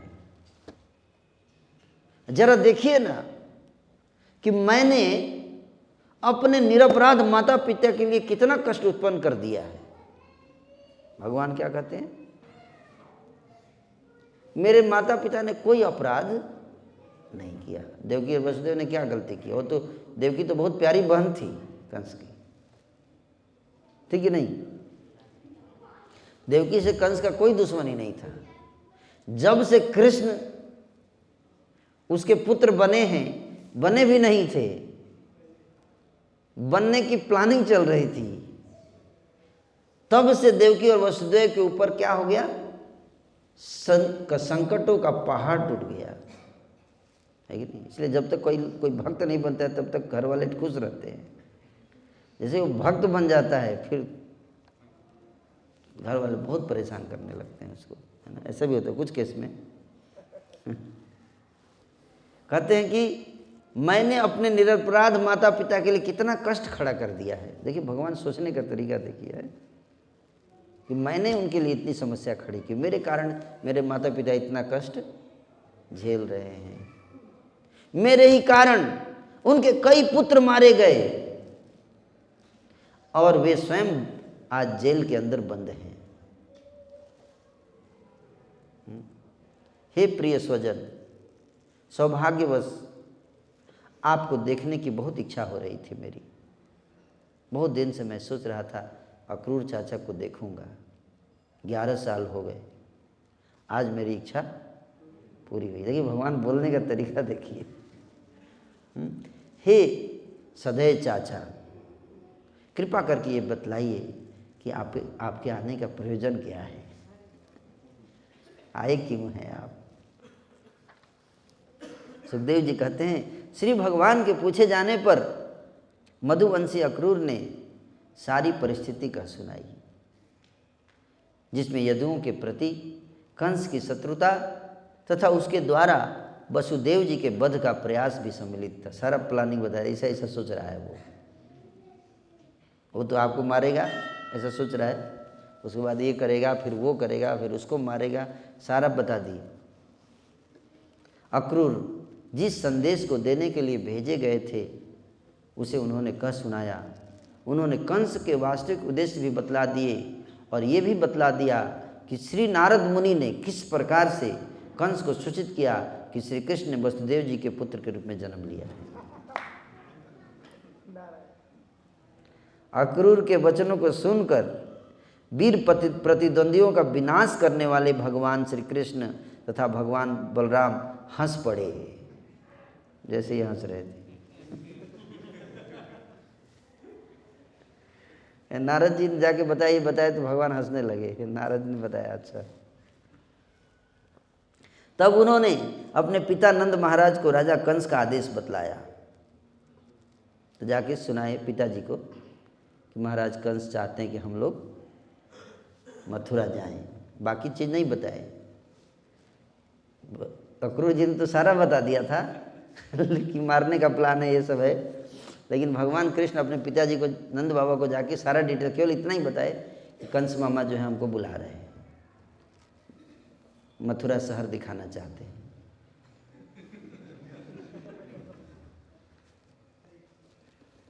सारा डिटेल बता देते तो जाने नहीं देते ना, नंद बाबा थोड़ी जाने देते। तब नंद महाराज ने गांव के मुखिया को बुलाकर नंद के ब्रजमंडल में ग्वालों के लिए निम्नलिखित घोषणा करने हेतु आदेश दिया कि सारी जगह अनाउंसमेंट करो, घोषणा करो, सब जगह फैला दो। जाओ, जितने दूध के उत्पाद उपलब्ध हो सके, मिल्क प्रोडक्ट्स सब एकत्र करो, बहुमूल्य उपहार ले लो, अपने अपने छकड़े जोत लो। छकड़े मतलब बैलगाड़ी। कल हम लोग मथुरा जाएंगे, और राजा को अपने दूध का उत्पाद भेंट करेंगे तथा महान उत्सव देखेंगे, फेस्टिवल। समस्त पड़ोसी जिलों के निवासी भी इसमें जा रहे हैं, हम भी जाएंगे, है ना। फेस्टिवल के बहाने क्या होगा, प्लानिंग है, मर्डर प्लानिंग है। इसको कॉन्स्पिरेसी, देखिए कैसे कॉन्स्पिरेसी होती है, राजा लोग ऐसे ही कॉन्स्पिरेसी करते हैं, है ना। जब जुआ गोपियों ने सुना, गोप्यस्तास्तदुपसृत्य बभूवुर्व्यथिता वृषम् रामकृष्णौ पुरीं नेतुम् अक्रूरं व्रजमागतम्। जुआ गोपियों ने सुना कि अक्रूर श्री कृष्ण तथा बलराम को नगर ले जाने के लिए ब्रज में आया है, तो वे अत्यंत व्यथित हो उठी। काचित् तत्कृतरितत्ताप श्वासम्लानमुखश्रियः स्रंसद्दुकूलबलय केशग्रन्थ्यश्च काशन। कुछ गोपियों ने अपने हृदय में इतनी पीड़ा का अनुभव किया सुनने मात्र से कि कृष्ण कहाँ जा रहे हैं, कहाँ जा रहे हैं, नगर जा रहे हैं। नगर मतलब मथुरा, मथुरा जा रहे हैं। इतनी बात सुनते ही गोपियों ने अपने हृदय में इतनी पीड़ा का अनुभव किया, सिसकियाँ ले लेकर मुखमंडल पीले पड़ गए। अन्य गोपियाँ इतनी अधिक पीड़ित थी कि उनके वस्त्र बाजूबंद तथा जूड़े शिथिल पड़ गए।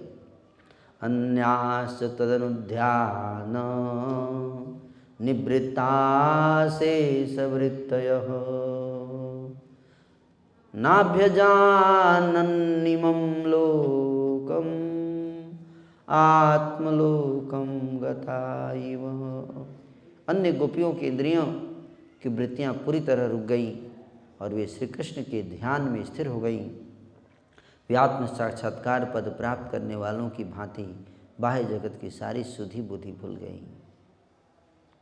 स्मरन्त्यश्चापरासौरे अनुरागस्मितेरिता यदि स्पर्शश्चित्रपदा गिरसुमुमुहुः स्त्रियः।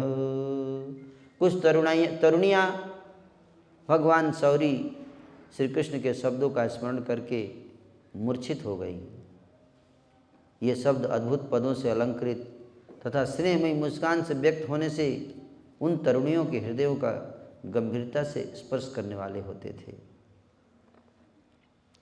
गतिम सुललितां चेष्टां स्निग्धाहासावलोकनं शोकापहानि नर्माणि प्रोद्दामचरितानि च चिन्तयन्त्यो मुकुन्दस्य भीता विरह कातरा समेता संगसः प्रोचुर श्रुमुख्योच्युताशया। गोपियाँ भगवान मुकुंद के क्षण मात्र वियोग की आशंका से भी भय आतुर थी। क्षण मात्र के वियोग की आशंका से, भय से आतुर थी। अतः जब उन्हें उनकी ललित चाल, उनकी लीलाएं, उनकी स्नेहिल हंसीली चितवन, उनके वीरतापूर्ण कार्य, उनकी दुख को हरण करने वाली ठिठोलियों का स्मरण आता था तो गोपियाँ संभाव्य महाविरह के विचार से उत्पन्न चिंता में अपने आपे के बाहर हो गई। भगवान के जो गुण हैं उनका स्मरण हो रहा था कि भगवान कैसे हमारे सारे दुखों को हरण कर देते थे, हैं, ठिठोली करके। क्या करके? ठिठोली करके। और वो अब चले जाएंगे छोड़कर। क्या हो जाएगा? चले जाएंगे मथुरा। उसको स्मरण करके संभाव्य महाविरह का जो विचार जो उत्पन्न हो रहा था, उससे चिंता हो रही थी। वो चिंता ने उनको अपने आपे से बाहर कर दिया। कहते ना, अपने आपे से बाहर हो चुका हूँ अब मैं, है ना, अपना आपा खो रहा हूँ मैं। वे झुंड की झुंड एकत्र होकर एक दूसरे से बातें करने लगी। झुंड झुंड गोपियाँ क्या हो रही हैं? गुड ग्रुप बैठकर बात शुरू हो गया। उनके मुखमंडल के आंसुओं से, उनके मुखमंडल आंसुओं से भरे हुए थे और उनके मन अच्युत में पूर्णतया लीन हो गए थे। गोपियों ने कहा, अहो विधातस्तव न क्वचिद् दया संयोज्य मैत्र्या प्रणयेन देहिनः तांसा कृतार्थान व्यूनञ्च पार्थकं विक्रीडितं तेर्भक्चेष्टितं यथा यस्त्वं प्रदर्श्यासितकुन्तलावृतं मुकुन्दवक्त्रं सुकपोलमुन्नसं शोकापनोदस्मितलेशसुन्दरं करोषि पारोक्षमसाधु ते कृतं। गोपियों ने कहा, हे विधाता, आप में तनिक भी दया नहीं है। आप देहधारी प्राणियों को मैत्री तथा प्रेम द्वारा एक दूसरे के पास लाते हैं और तब उनकी इच्छाओं के पूरा होने के पहले ही व्यर्थ में उन्हें विलग कर देते हैं। आपका यह सनकी खिलवाड़ बच्चों के जैसा लगता है। श्याम घुंघराले केशों से घिरा तथा सुंदर गालों से सुशोभित उठी हुई नाक तथा समस्त कष्टों को हरने वाली मृदु हंसी से युक्त मुकुंद के मुख को दिखलाने के पश्चात अब आप उस मुख को हमसे ओझल करने जा रहे हैं। आपका यह बर्ताव तनिक भी अच्छा नहीं है। हे विधाता, यद्यपि आप यहाँ अक्रूर के नाम से आए हैं, किंतु हे आप क्रूर हैं। आप क्रूर नाम लेकर आए हैं अक्रूर, क्योंकि आप मूर्खों के समान हमसे उन्हें ही छीन ले रहे हैं जिन्हें कभी आपने हमें दिया था। एक दिन आपने हमें दिया और आप छीन रहे, इसका मतलब आप मूर्ख हैं। आपको पता नहीं था कि क्या देना है और क्या छीनना है। अगर देना था तो छीनना क्यों, और छीनना था तो देना क्यों? ये मूर्ख का ऐसा काम करता है ना। अगर एक विधा का आप मूर्ख हो, आप भूल गए थे पहले क्या कि ये देने लायक चीज नहीं थी, गलती हुआ, इसका मतलब आपसे अब याद आया कि छीन रहे हैं, गलती से दे दिया था। हमारी वे आंखें जिनसे हमने भगवान मधु द्विष के रूप के उस एक में भी आपको संपूर्ण सृष्टि की पूर्णता देखी है, हाय क्षण भर में मैत्री प्रेमपूर्ण मैत्री को भंग करने वाला महाराज नंद का बेटा अब हमको सीधे देख भी नहीं सकेगा। उसके वशीभूत होकर उसकी सेवा करने हेतु हमने अपने घर संबंधी बच्चे पति तक को परित्याग कर दिया, किंतु वह सदैव नई नई प्रेमिकाओं की खोज में रहता है। इस रात्रि के पश्चात का प्रातः काल निश्चित रूप से मथुरा की स्त्रियों के लिए मंगलमय होगा। अब उनकी सारी आशाएं पूरी हो जाएंगी, क्योंकि जैसे ही ब्रजपति उनके नगर में प्रवेश करेंगे वे उनके मुख की तिरछी चितवन से निकलने वाली हंसी के अमृत का पान कर सकेंगी। हे गोपियों, यद्यपि हमारा मुकुंद बुद्धिमान है, अपने माता पिता का अत्यंत आज्ञाकारी है, किंतु एक बार मथुरा की स्त्रियों के मधु सदृश मीठे शब्दों के जादू में आएगा। उनकी आकर्षक लज्जली मुस्कानों से मुग्ध हो जाने पर भला वह हम गंवार देहाती अबलाओं के पास फिर कभी क्यों लौटेगा। कुछ लोग बोल रहे होंगे कि नहीं वापस आ जाएगा फिर से दोबारा, करेगी वापस सब आने वाला है। एक बार शहर में चला जाएगा और शहर की स्त्रियों को देखेगा तो वापस आएगा? नहीं आएगा, हैं? नहीं आएगा। जब धसाड़ भोज अंधक वृष्णि तथा सात्वत लोग मथुरा में देवकी के पुत्र को देखेंगे तो उनके नेत्रों के लिए महान उत्सव तो होगा ही, साथ ही साथ नगर के मार्ग में यात्रा करते हुए जो लोग उन्हें देखेंगे उनके लिए महान उत्सव होगा। अंततो गत्वा वे लक्ष्मी जी के प्रियतम और समस्त दिव्य गुणों के आगार जो हैं, जो ऐसा निर्दयी कार्य कर रहा हो उसे अक्रूर नहीं कहा जा सकता। वह इतना क्रूर है, वह इतना क्रूर है कि ब्रज के दुखनी निवासियों को धीरज धराने का प्रयास किए बिना ही वह उन श्री कृष्ण को लिए जा रहा है जो हमारे प्राणों से भी अधिक हमको प्रिय हैं। निष्ठुर श्री कृष्ण देखो पहले ही रथ पर चढ़ चुके हैं और अब ये मूर्ख ग्वाले बड़ी खुशी से अपनी बैलगाड़ी सजा रहे हैं, उनके पीछे पीछे जाने की जल्दी मचा रहे हैं। यहाँ तक कि बड़े बूढ़े भी मूर्ख हो गए हैं आज। उन्हें रोकने के लिए कुछ बोल नहीं रहे हैं। अरे आज भाग्य हमारे विपरीत कार्य कर रहा है। चलो अब और देर नहीं करना है, हम सीधे माधव के पास चलेंगे। डायरेक्ट एक्शन डे, अब डायरेक्ट एक्शन होगा। हम सीधे माधव के पास जाएंगे और उनको जाने से रोकेंगे। हमारे परिवार के बड़े बूढ़े तथा अन्य संबंधी जन हमारा क्या बिगाड़ लेंगे। हम जाएंगे डायरेक्ट, अब ऐसे काम नहीं चलने वाला है। हम देखते रह जाएंगे और कृष्ण को लेके चला जाएगा ये, बाद में पछताएंगे, उससे बढ़िया अभी पछता ले। तो कुछ गोपियाँ बोल रही हैं कि अरे बड़े बूढ़े क्या करेंगे, तो क्या सोचेंगे हमारे बारे में है। तो कह रही कि अब जो भी सोचेंगे देख लेंगे, क्या बिगाड़ लेंगे हमारा, बड़े बूढ़े क्या बिगाड़ लेंगे हैं। अब जबकि भाग्य हमें मुकुंद से अलग कर ही रहा है, हमारे हृदय पहले से दुखित है, क्योंकि हम एक पल के एक अंश के लिए भी उनके संग के त्याग को सहन नहीं कर सकते। एक पल के एक अंश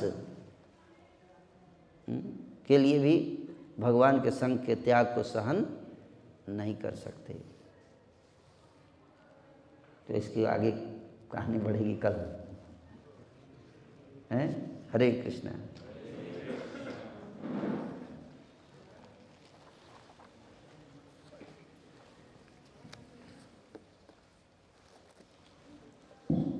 हरे कृष्णा।